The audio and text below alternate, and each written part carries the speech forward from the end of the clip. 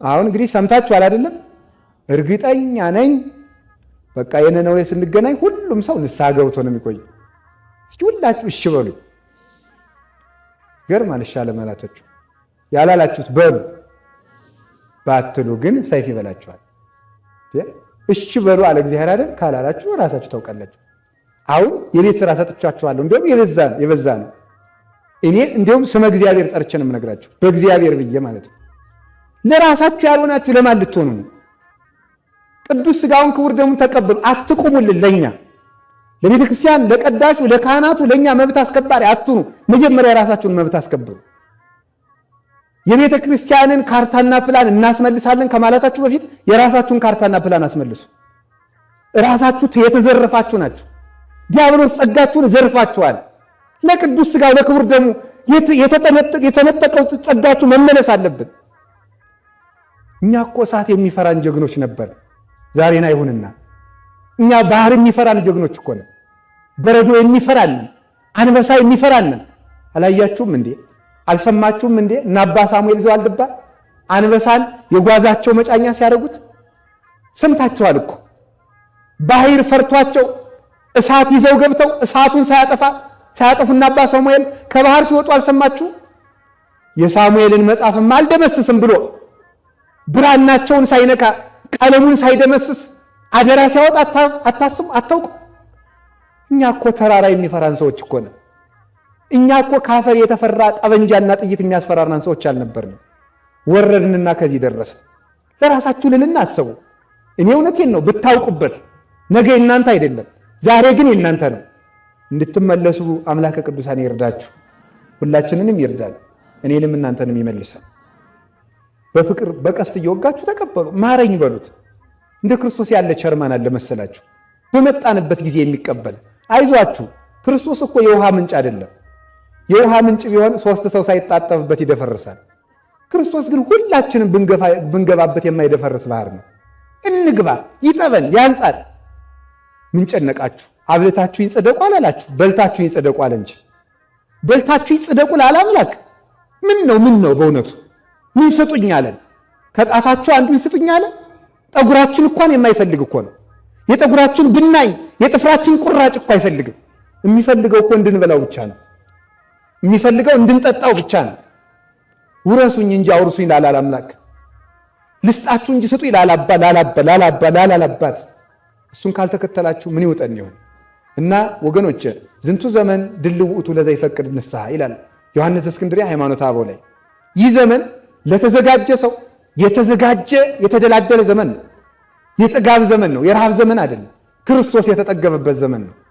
እና እግዚአብሔር የነፍሳችሁን ራብ ይክላላችሁ ወገኖች፣ የሁላችንም ይክላልን። ሌላው ደግሞ ይኸውላችሁ ወደ ነገር የመለወት መጣውላችሁ። እንቁ የተባለ የክርስቶስ ወንጌል ናት። ነጋዴዎች የተባሉ መምህራን ናቸው። ቀስት የተባለ ደግሞ ምን ማለት ነው? አሳጥማጆች የተባሉ ደግሞ ፍቅር ያላቸው ደቀ መዛሙርት ናቸው። ቀስታቸው ምንድነው? ፍቅር ነው። የኔታ ይላሉ። አንተ ወግድ ሌባ አፈሪያ ብላ ሰነፍ ይላሉ መምህራኑ። በእውነቱ ይጋረፋሉ፣ ጆሮ ይጨብጣሉ። አሁን እናንተን ሁላችሁንም እየሰማችሁ ነው። ሁላችሁንም ትናንትና ያስተማርኩትን ብጠይቃችሁና በሉ አሁን ትናንት ያስተማርኳችሁ ስለጠፋችሁ ተንበርከኩና ልግረፋችሁ ትሉ እንዴት ትላላችሁ? እንቅጫን አስቡ። በሞት የአንድ ሰከንድ አስቡ። ውስጥ ደግሞ ብለው እኛ ሙዳየ መጽዋት እያስገባን አጠገብናቸውና እንግረፋቸው አሉን አይደል? እኛው በገዛ ነው ካባ፣ እኛው ባፈረጠው ነው ክንድ ነው የምትሉ። እኔ ስማር እኮ እንደዚያው ነው የተማርኩት። እኛ ስንማር እንዲያ ብለን ከተማር እናንተ ስለምን ተቆንጥጦ መማራት ለምን? እንቆንጥጣችሁ እንጂ እንስደባችሁ ልጅ ሁኑ እንጂ ዲቃላ ለምን ትሆናላችሁ? የማይቆነጠጥ ልጅ አይደለም ይላል ቅዱስ ጳውሎስ። የማይቆነጠጥ ልጅ አይደለም። ልጁን እስቲ ተግሳጽ ውደዱ። ካህናትም ሲቆጡ መነኮሳትም ሲቆጡ ውደዱ። የእውነት የለም። ተኮርፋችሁ ከቤተ ክርስቲያን አትውጡ። ልጅ ሁናችሁ ለመቀጠል የምትመጡ በፍቅር ታዲያ ተመልከቱ። አንተ ማትረባ እንዳላይ ደንቆሮ አንተ አህያ ይላሉ መምህራን እኮ መጽሐፍ እያስተማሩ ቅኔ እያስተማሩ በመነገዱ የኔታ ምን ሆነሃል? ማትረባ አንተ የተለሰንክ መቃብር እግረወትን ልጠበወት። በቃ ይሄ ነው። አየህ በቀስት እየወጋ እንቁ የሚነግድ ማለት ይሄ ነው። ከዚያ በኋላ ተመልከቱ፣ ደክሞታል እግረወትን ልጠበወት ይላል። አልፈልግም አንተ እንዲያውም አይሆንልም አንተ ሙዝጅ ይሉታል። እንደምንም ተለማምጦ ያጥባል። እግር ለማጠብም ተለማምጦ ከዚያ በኋላ ተለማምጦ እንኳን እኮ እኛ እኮ ክርስቶስም ተለማምጦ እኮ ነው ያዳነን። ለምኖ አንገቱን ወዳደነደነ ሕዝብ እጄን ዘርግቼ እኖራለሁ አይደል ያለ። እየለመነ እኮ ነው። እባካችሁ ጽደቁልኝ፣ እባካችሁ ብሉኝ ጠጡኝ ብሎ ተለማምጦ አምላክ እንኳን እየለመነ እኛ ብንለምን ምን አለ? እባክዎት ልጠበዎት እግሮትን ያጥባል። ያጥብ ከዚያ በኋላ ይችን እስቲ ይበሉልኝ እኔታ ይላል። እግራቸውን እያጠበ ውሃውን ፍስስ እያደረጉ ይጮሁለታል ቃል እግዚአብሔር። እዚያ በኋላ ያችን ይዞ ይሄዳል፣ ይቀጽላታል። ስለዚህ በፍቅር እየወጋ እንቁ ይነግዳል ማለት ነው። የኔታን በግራ አጠባ እየወጋ እሱ ግን እንቁ ቃል እግዚአብሔር ይዞ ይሄዳል። እሳቸውን እኮ በውሃ ነው የሰጣቸው፣ ሌላ ምንም አልሰጣቸውም። በፍቅር መውጋት ልመዱ፣ በእውነት ማለት ነው። በፍቅር መውጋት ማንንም ሰው ጎረቤቶቻችሁንም ያገባችሁም እንዲሁ ባሎቻችሁን እንዲሁ ያዘው ልቀቁ አትሉ። አንዳችሁ እሳት አንዳችሁ ቤንዚን አትሁኑ። እውነቴን ነው። በፍቅር መቅም እንዲሁ ሰው እኮ ማለት ነው። ከቃሉ ጋር ናችሁ፣ ከቃሉ ጋር ናችሁ። ሰው እኮ ግም እንኳን ቢሆን እንዲያው እኮ አንተ እኮ ጥሩ ነህ ብለው ሲያበቃ ከዚያ በኋላ ግን ማትረባን ቢሉትም አይቆጠም። መጀመሪያ በቀስት ከወጉት ማለት ነው። በቀስት መውጋት ልመዱ። አብርድ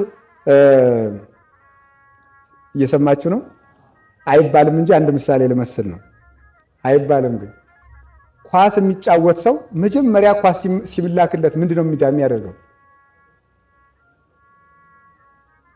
አታውቁ? ታሳ መደገፍ ነው እንጂ ጨዋታውን አታውቁትም ማለት ነው። እየደገፋችሁ ነው የምትጣሉ እናንተ። አይግሩም? ታሳዝናላችሁ እኮ ራሳችሁ ወድቃችሁ ያልወደቀ ኳስ ትደግፋላችሁ። ምን ማለት መሰላችሁ? ኳስ የሚጫወት ሰው በስፖርት ተምራችሁታል ብዬ ነው። የመጀመሪያው ኳስ ማብረድ ይባላል። በሉ እስቲ። አዎ ኳስ ማብረድ ነው። በቀር እንደመታ ዝም ብሎ ክው ካረጋት ለዚያኛው ምንድነው ለተቀናቃኝ ትደርሳለች ማለት ነው። ነገር ማብረድ ልመዱ፣ እንደዚያ ማለት ነው። ነገር ማብረድ እንደመጣ መልሳችሁ አትወርውሩ። ቀስ አድርጎ ተመልከቱ። ማብረድ አንዳንድ ጊዜ ተመልከቱ። ይሄ መጭ የሚባል አረም አለ ገጠር፣ በጣም ብልሃተኛ አረም ነው። ጎርፍ ሲመጣ ለጥ ይላል። በበነጋው እንዲያው ተመስገን ተመስገን ይላል ገበር። ይሄ መጭ ጠፋልኝ ሲል ቀና ይላል። ነገር ሲመጣ እንደዚህ አንዳንድ ጊዜ እጥፍ በሉ። እውነት የለም ነገር ማምረድ ይጠበቅባቸዋል። እና ክርስቶስንም አባቶቻችንም ቢሰድቡን ቢያመናጭቁን፣ አሁን በተለይ ደግሞ ቤተክርስቲያን ስትመጡ ገዳም ስትሄዱ በተለይ በጣም ብዙ አባቶች ይሳደባሉ። አባቴ እንደው ቢባርኩኝ ብዬ ነበር አፈር ያብላ ይላሉ። ሩጠው ይጠፋሉ። ቆይ እኛ የት እንጠጋ ትላላችሁ። እዚያ በኋላ ከዓለም ሰልችቶን ስንመጣ እነዚህ ደግሞ መሳደብ አባትን የት እንሂድ ትላላችሁ። ግን የሚሰድቧቸው እናንተ ላይ ያለውን ሰይጣን ነው እንጂ እናንተን አይደለም። አንድ ጊዜ ትዝ ይለኛል። አሁን ያረፉ አባት አሉ፣ በረከታቸው ይድረሰን። ቅድስት ክርስቶስ ሰምራ ነበር የነበሩት። ስላረፉ እንናገር ብዬ ነው። ጣና ገዳማት ውስጥ ካለችው ከእናታችን ከቅድስት ክርስቶስ ሰምራ ከገዳሙ እና ከ40 ዓመት በላይ ነው የዘጉት። የሄዳችሁ አይታችኋቸው ሊሆን ይችላል። እና የሆነ ጊዜ ላይ ተሰብስበን ሄድንና ምን ልታደርግ መተናት አሉ። ቢባርኩን አፈር ብላ ያንተ ቡራኪ ቢያስተምሩን ብለን ነው። ሰይጣን ይምከርህ፣ ጥሩ ሰባኪ እሱ አለልህ፣ ሔዋንን የሰበከ እሱ ይሰብካል። አሁን እንደዚህ ይባላል። ውጣልኝ አንተ ሰይጣን። ተሰብስበን ሄደን እኮ ነው ስራዬ ብለን ማለት ነው። ከፊቴ ውጣልኝ። ዝም ብለን ቁጭ አለ። ወደ 3 ሰዓት 4 ሰዓት ካስቀመጡን በኋላ ኮቸሮ ይዘውልን ወጡ። እናንተም ማትረው እስቲ ብሉ። ይገርማችኋል። ያን ኮቸሮ አምጥቼ የብዙ ሰው ሆድመም አስወግዷል። ሰድበው የሚሰጡን እኮ አባቶቻችን ይረባል። ሰድበው ገስጸውም የሚሰጡ እና ተኮራፊዎች አሉ። በቤተ ክርስቲያን ማኩረፍ፣ ቂም መያዝ አትውደዱ። እውነቴን ነው። ቤተ ክርስቲያን ማንም አትገፋችሁ። ግለሰብ ቢገፋችሁ እንኳን ቤተ ክርስቲያን ገፋችን አትበሉ። ከቃሉ ጋር ናችሁ የእግዚአብሔር ሰዎች። እግዚአብሔር ከሁላችን ጋር ይሁን። በቀስት መውጋት ይሄ ነው። ስለዚህ ትምህርቱን ስነግራችሁ እንቁን ካደረሱን አባቶቻችን መካከል አበው ናቸው። ሃይማኖተ አበው የሚባለው መጽሐፍ እንቁ ተንከባሎ የገዛንበት ገቢያችን ነውና እወቁት። ከዛሬ ጀምሮ መግዛት የምትችሉ ሃይማኖተ አበው ግዙና ያዙ። በእውነቴን አንብቡ። አባቶቻችሁን እወቋቸው። አባቱን የማያውቅ ልጅ አይደለም። ስለዚህ የክርስቶስን እንቁ ከኛ ያደረሱት እነማን ናቸው ካላችሁኝ አበው ናቸው። ሃይማኖተ አበው ምዕራፍ 32 የቅዱስ ባስልዮስ መጽሐፍ መማሪያችን ነው ለማለት ነበር ይሄን ሁሉ ያልኩት። እግዚአብሔር ከሁላችን ጋር ይሁን። ወደዚህ ከመጣን ቅዱስ ባስልዮስ ዘቂሳርያ ሃይማኖተ አበው ምዕራፍ 32 ላይ ርዕሳችን ምንድን ነበር? አቤት ብዙ ስንናገር ወሬ ሁሉ ርዕስ ይመስላል መሰል። ምንድነው ርዕሱ? ባከበሩን አስማት እንመን በሉ እስቲ። አይዟችሁ። አዎ ንእመን በእሉ አስማት ዘቦሙ ተጠመቅነ አብ ወወልድ ወመንፈስ ቅዱስ እስመ አዘዘነ ስግው ቃል እግዚእነ ኢየሱስ ክርስቶስ ብሎ ይናገራል። እስኪ ባከበሩን ከፍ ከፍ ባደረጉን በእኒህ አስማት እንመን ብሎ ይናገራል። ባስልዮስ ማለት ቅዱስ ባስልዮስ ማለት የስሙ ትርጓሜ የእግዚአብሔር ንጉሥ ማለት ነው። የእግዚአብሔር ንጉሥ አንድ ጊዜ በሉ ምእመናን። አቤት ማለት ማን የሾመው ንጉሥ ማለት ነው? እግዚአብሔር የሾመው ንጉሥ። እግዚአብሔር የሾመው ንጉሥ ቢነግስልኝ እወዳለሁ የሚል እጁን የሚያወጣ እግዚአብሔር የሾመው ንጉሥ ቢነግስ የሚወድ እግዚአብሔር የሾመው ንጉሥ ትፈልጋላችሁ? በጣም እግዚአብሔር ያክብርልኝ። እንኪያስ እግዚአብሔር የሾመን ነገስታት እኛው ነው እንጂ በሌላ ቦታ የሚሾም የሆነ ሕግ የሚያረቅ እንዳይመስላችሁ። እግዚአብሔር የሾመን ነገስታት እኛው ነን። በምን ላይ አንግሶናል? በዲያብሎስ ላይ አንግሶናል። በፍጥረታት ላይ አንግሶናል። ሰው ገዥ ነው። ማንኛውም ሰው ገዥ ነው። ሰዎች ተደራጅተው ሲመርጡት አይደለም ሰው ገዥ የሚባል። በተለይ ክርስቲያን ማለት ነው። ክርስቲያን ገዥ ፍጡር ነው። ሁሉን ምን እንገዛለን ካላችሁኝ መልሱን መድኃኔዓለም ነግሮናል። እንዲህ ሲል በአጭር ቃል ወአልቦ ዘይሳነክሙ የሚሳናችሁ ምንም የለም። እስኪ በሉ።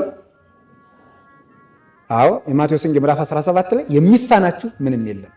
ክርስቲያን ማለት ምንድን ነው ካላችሁኝ የሚሳነው የሌለ። አንድ ጊዜ በሉ የሚሳነው የሌለ በሉ።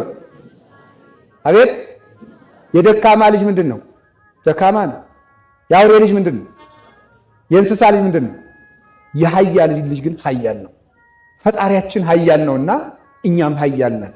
ያንን እንዴት እንዳገኘ ነው ደግሞ ነግራችኋለሁ። እና ቅዱስ ባስልዮስ ንጉሥ ነው። ይገርማችኋል። 5 ሆነው ተወልደው 5ቱም ቅዱሳን ናቸው። 3ቱ ጳጳሳት ሆኑ። 2ቱም ደግሞ ቅድስና ያገኙ ሴቶች ናቸው፣ እህቶቻቸው ማለት ነው።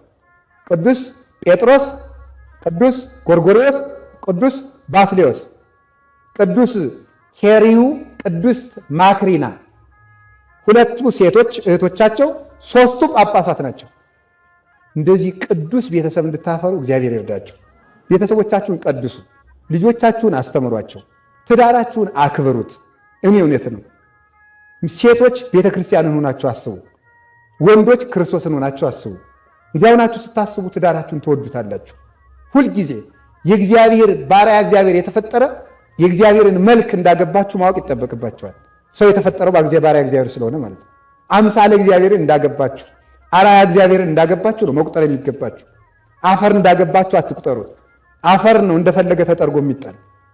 እነዚህ 5ቱ ከዋክብት መካከል አንዱ ቅዱስ ባስልዮስ ዘቂሳርያ ነው። ደግሞ 3ቱም ሊቃውንት ኃያላን የቤተክርስቲያን ጠበቃ የሆኑ ምናፍቃንን እንደ መዶሻ የቀጠቀጡ የሚመለሱትን ደግሞ ያለመለሙ ከድርቅ ያወጡ ቅዱስ ባስልዮስ በመከራ ኗሪ ጉሪንዳ ታጥቆ በውስጡ በላይ ግን የበቀደሙ መርሃ ግብር መሪ ማን ነበሩ? ቀሲስ ማን ናቸው? ቀዳሚው ሲመሩት የነበሩት ቀሲስ እዝራ ናቸው። ሌላ ስም እንዳላቸው ይቅርታ፣ የማዕረጉን ስም ችግር የለም። እዝራም ትልቅ የማዕረግ ስም ነው እና እሳቸው እንደነገሩን በቀደም ሲመሩ ስለዚህ አትሮንስ ሲናገሩ ያው አባቶቻችን እንዲህ ያለ ነበር የሚያደርጉት። ባስልዮስ የወርቅ አትሮንስ ነበር። የወርቅ አትሮንስ፣ የወርቅ ካባ፣ የወርቅ ጭራ፣ የወርቅ ጥምጣም ይይዛል። በውስጥ ግን የማቅ ጉሪንዳ ነበረው። ማቅ ማለት ከጭራ የሚሰራ ሰውነቱ ውስጡ ደም ጎርሶ ነበር የሚያድረው። ከላይ ግን ወርቅ ለብሶ ነበር የሚታየው። አንዳንድ ጊዜ እንዲህ የሚል ሕሊና ተነስቶባቸው አያውቅም? መመነን አሁን ድሃ ጦም እያደረ ይህን ያህል የወርቅ መስቀል፣ ይህን ያህል መሽሞንሞን፣ ይህን ያህል ሽቱ ማብዛት፣ ይህን ያህል ካባ ምን አለ? እነሱ ምን አለባቸው? እኛ ደም ተፍተን እናመጣለን፣ እነሱ እንደዚህ ይሞጋገሱበታል ትላላችሁ አይደል? በቀደም እንዳላችሁት ማለት ነው። እንዲህ ትላላችሁ። ግን ስለ ክብረ ወንጌል ወንጌል ወርቅ መሆኗን ለማመልከት ወርቅ ይያዛል። ክርስቶስ ንጹሕ መሆኑን ለማመልከት ወርቅ ይመጣል። ከውስጥ ግን መከራ ይቀበላል። ማን በውስጡ ምን እንደሆነ አናውቅም። ምመናል ወርቅ ሊይዝ ይችላል፣ ወርቅ ሊለብስ ይችላል። ውስጡ ግን ምን እንደሆነ አይታወቅም። ቅዱስ ባስልዮስ አንደኛ ስለ ክብረ ወንጌል፣ ሁለተኛ ሕፃናት ተግተው እንዲማሩለት ሕፃናት ሲማሩ ቅዱስ ባስልዮስን ያዩና ካባ ደርቦ የወርቅ ጭራ ይዞ የወርቅ መስቀል ይዞ ከወርቅ ወንበር ተቀምጦ ሲያዩ እኛም እንደ አባታችን እንደ ባስልዮስ እንድንሆን እያሉ ተግተው ይማራሉ። አዎ እኛ እኮ ተመልከቱ፣ አሁን ለእናንተ እግዚአብሔር ዓሣ አበርክቶ የሚባል ስብከት ነው የሚሰበከው። ትክክል ነው። እግዚአብሔር እንጀራ አበርክቶ አበልቶ፣ አዎ ለጀማሪ ክርስቲያን እንደዚህ ነው የሚሰበክ። ኋላ ግን ሲመጣ ነው ጌታ እኮ መጀመሪያ ለሐዋርያት እንዲያው ምን እናገኛለን አንተን ተከትለን ቢሉት 100 እጥፍ ታገኛላችሁ አላቸው። 100 እጥፍ ለጀማሪ እንዲህ ነው የሚባል። ኋላ ግን በደንብ ካወቁ በኋላ እወቁት፣ ስለ 100 እጥፍ ታገኛላችሁ ማለቱ ያላቸው ጌታ ምን አላቸው? ስለኔ የተጠላችሁ ትሆናላችሁ አላቸው። ስንበስል ቁርጡ ይነገርናል ማለት ነው። ጉልበት ስናገኝ እውነት ነው። እና አብላኝ ብላችሁም ቢሆን ኑ ብቻ ጸሎቱን አታቋርጡ። አጠጣኝም በሉ አልብሰኝም በሉ እንዲሁ ዝም ብለ እንደ ፈረስ ታበላውለኝም በሉ ግድ የለም ብቻ ነው። ጀማሪነታችሁ ነው። አንድ አባት አንድ ጀማሪ ሰባኪ የኔታ አላቸው። አቤት እንዲሁ ስሰብክ ህዝቡ ደስ ብሎ ሲሰማኝ ደስ እያለኝ ሲያመሰግነኝ ሁላ ደስ እያለኝ ምን ላድርግ አላቸው። ደስ ይበል አይዞ ልጅ አበላሽቶ ሁሉ አይዞ ሲሉት ደስ ይለው ልጅ ስለሆንክ ነው አሉት። ልጅ እኮ አሁን እኮ ተመልከቱ ልጅ አበላሽቶም አይቆጡትም እና ህዝቡ ያልተቆጣ ተስፋ እንዳቆርጥ ብሎ ነው እንጂ ጥሩ ሰባኪ ስለሆንክ አይደለም ማለት እንደዚያ ነው በእውነቱ ማለት ነው። እናንተም እኮ እያጽናናችሁን ነው እንጂ ጥሩ ነን አይደለም የምትሰሙን። በእውነቱ የባስ ደግሞ ነገ ቤተክርስቲያን እንዳይጠፉ ብላችሁ ነው ታግሳችሁ የምትሰሙ። እግዚአብሔር ይስጥልን ስለ ትዕግስታችሁ። ኧረ ትዕግስተኛስ አይደላችሁም? ቶሎ እንዴት ነው ረፈደ ብላችሁ የምትሮጡ ምን ትዕግስት አላችሁ ደግሞ? ግን የእኛን ሞኝነት ለመናገር ነው እንጂ እናንተ ጥሩ ናችሁ ማለት አይደለም። እግዚአብሔር ይመስገን ለሁሉ ምእመናን አሜን በሉ።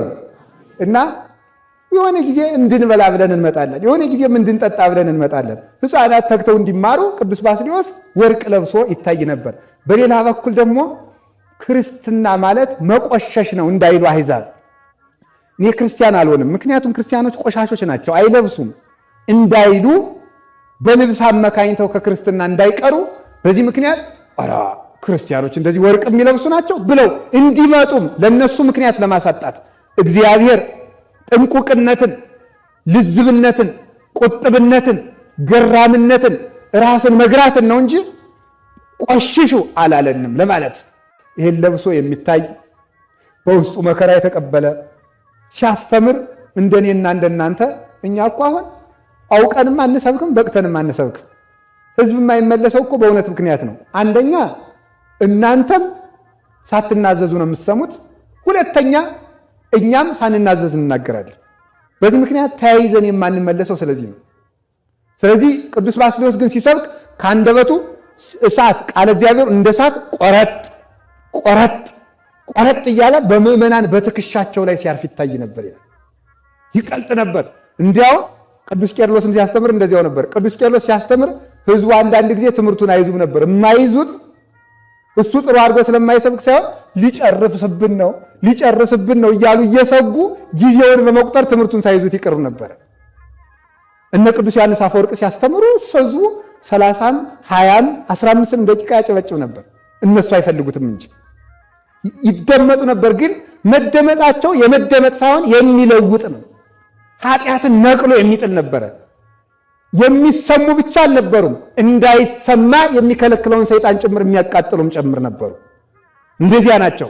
ሐዋርያ ቅዱስ ባስልዮስ ርግብ ወርዳ የምታርፍበት የተሰወረ የሚያውቅ ዲያብሎስ የደበቀውን አጋንንት የዲያብሎስን የዕዳ ደብዳቤ የቀደደ እንዲያውም አንድ ሰው ሊገዛ በሎሌነቱ ሰው የተገባበት ሰራተኛው ነው ተቀጥሮ እንበለው በዚህ ቋንቋ በዚህ ዘመን ቋንቋ የሰዎቹን ልጅ ሴቲቱን ይወዳታል።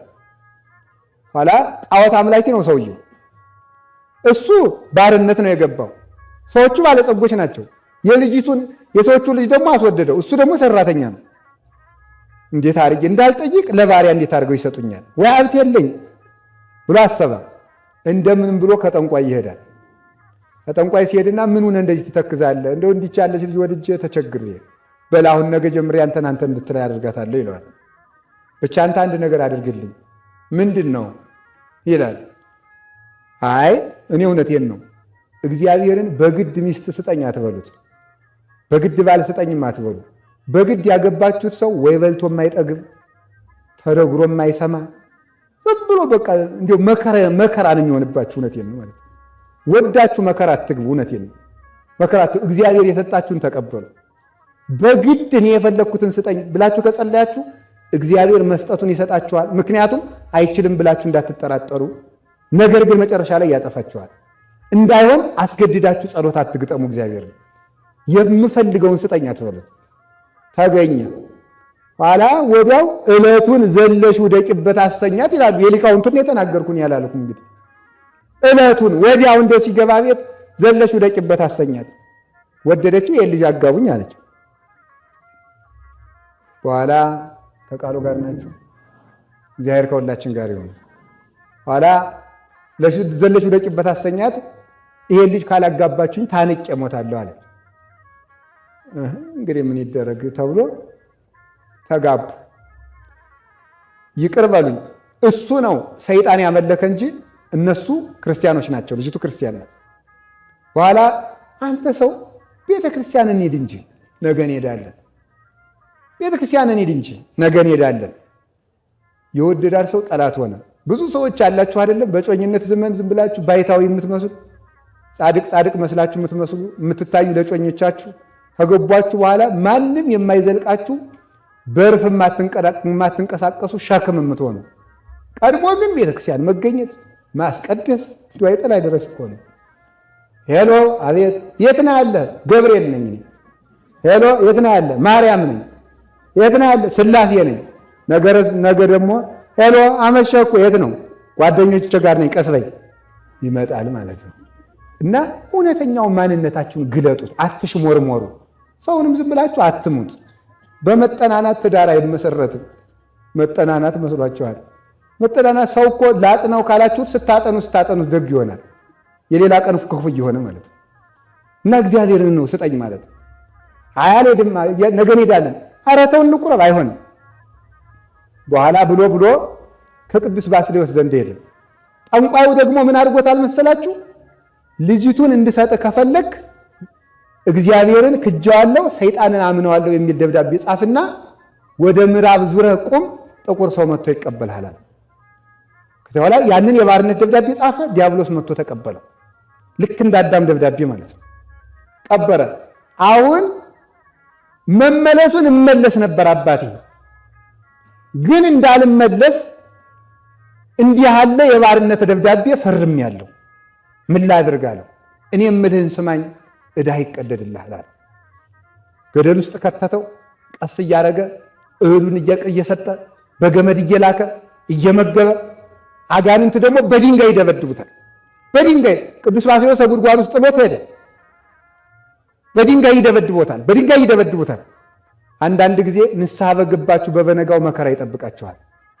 ጸሎት እንደጀመራችሁ ይልቁንም ልትሸለሙ የኔ አንዳንድ ጊዜ ይቸግራችኋል እኮ ይህን ያህል አገልግዬ ጌታ ሆይ ከሰው የባሰ ኃጢአት እንኳን አልሰራው፣ ምን ነው ጥያቄን ብትመልስ እንድንል ያደርገን። እንደዚያ የሚልበት ምክንያት ምን እንደሆነ ታውቃላችሁ? የእናንተ ጸሎት ምን ሊረባ ብሎ አንደኛችሁን ተውት ለማለት ነው። ለውጥ አታመጡም ለማለት እንድንመለስ ስለሚፈልግ ነው ሰይጣን ሁልጊዜ። እንዲያውም አንዳንድ ጊዜ የቄስ ተማሪ ወዲያው ትምህርት እንደጀማመረው ጸሎት ያኖገዋል። የቄስ ተማሪ ያልታወቀበት ደግ እኮ ነው ማምላክ። ይጀማምረውና ሲያበቃ ሰይጣን ወዲያው ፊትማ እንግዲያ ወዲያው ውዳሴ ማርያም እንደዚህ መማር እንደጀመረ ዝም ብሎ ይበላል ይተኛል። ምን አለ ትምህርቱም ጸሎት ነው። እንዳያለ ይቆይና አንተ ጸልይ፣ ውዳሴ ማርያም ድገም ይሉታል። አንተ አሳማ እስራኤልን እግዚአብሔር መና አውርዶ በመገበ ትላለህ። አንተን ዛሬ እያበላህ አይደለም?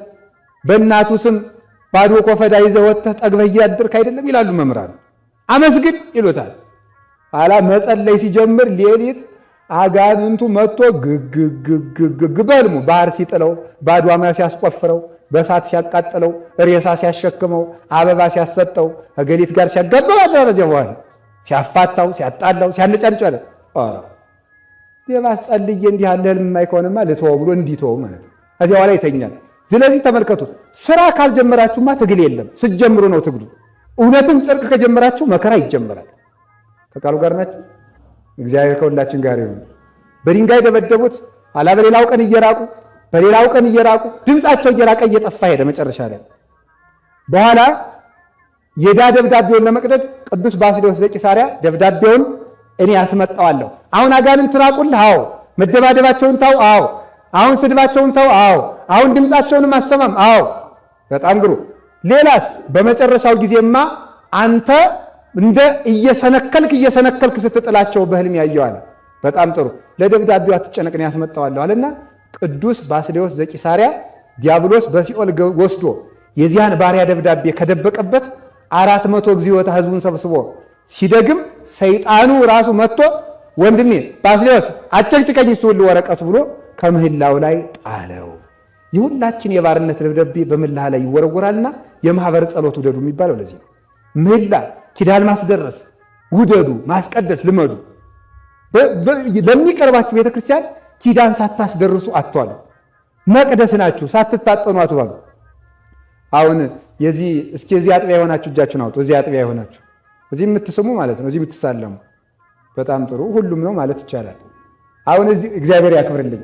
እዚህ ያሉት ካህናት በሙሉ አናጥንም ቢሉ ምን ታደርጋላችሁ? ከዛሬ ጀምሮ ቤተክርስቲያኑን አናጥነውም በቃ አንቀድስም ቢሉ ምን ትላላችሁ? አቤት ውጡ ነው ውጡ ትላላችሁ። እንዴት ጠገቡ አይደል? እውነታችሁን ነው። ጥጋብ እኮ አናጥንም ማለት ጥጋብ ነው አይደል? አንታጠንም ማለት ጥጋብ አይደለም? ነገር ማለት እኮ ማምላክ ይሄም እኮ ጥጋብ ነው። ይሄን ለምን ትረሱታላችሁ? የኛ ሲሆን ነው አይደል እጃችሁ የምታነሱት? እናንተ ሳትታጠኑ እየዋላችሁ እኮ ነው። ታጠኑና እስቲ እንደው መቅደስ ሽተቱ ማምላክ እናንተ በክርስቶስ ደም የታተማችሁ እኮ ናችሁ። ታዲያ ይጠናችሁ ካህኑ እዚህ አጋንንቱ ይራቅላችሁ። በበረባ ባረባው እኮ የሚጨቀጭቃችሁ እኮ አልታጠን ብላችሁ እኮ ነው። አልፈራ ብላችሁ እኮ ነው። መታፈርና መከበራችሁ ቀርቶ እኮ ነው። ንቋችሁ እኮ ነው። የሜዳ አዝመራ አድርጓችሁ እኮ ነው የሚቆጠቁጣችሁ። እዚህ ተከብራችሁ ተቀመጡ። እውነቴን ነው። ክብርህን ጠብቅ አይደል ያ ጀግና። ከቃሉ ጋር ናችሁ። ደብዳቤያችን እግዚአብሔር ይቅደድልን።